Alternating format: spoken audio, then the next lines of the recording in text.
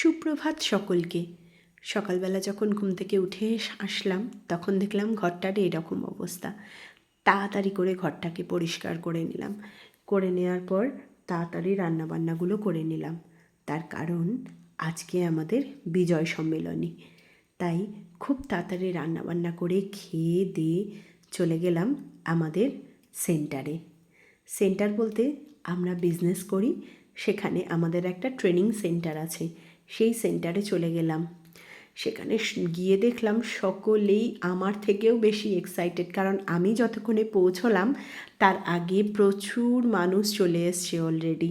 তার কারণ সকলে খুব আনন্দিত যে আজকে বিজয়া সম্মেলনী হবে।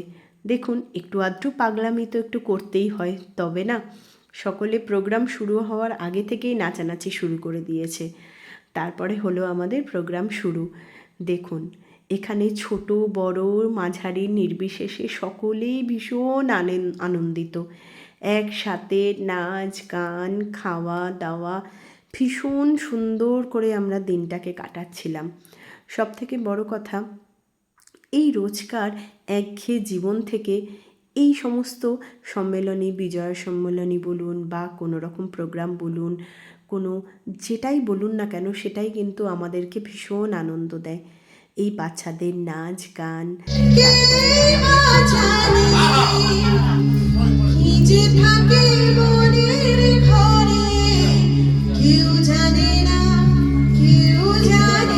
প্রত্যেকটা মুহূর্তে ভীষণ রকমভাবে ইন্সপায়ার করে চলেছে।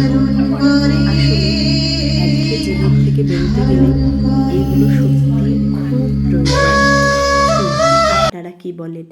তারপরে এই ছোট্ট ছোট্ট বেবিগুলোও কিন্তু আমাদের সঙ্গে সারাক্ষণ একভাবে নাচ গান করে চলেছে। ভীষণ সুন্দর করে আমাদের বিজয় সম্মেলনীটাকে আমরা পালন করেছি। আর শুধু পালন করেছি নয়, এই যে দিনটা কাটালাম, এই দিনটাই কিন্তু আমাদের সামনের দিনটাকে আরও সুন্দর করতে ভীষণভাবে ইন্সপায়ার করে। কি ঠিক বললাম তো?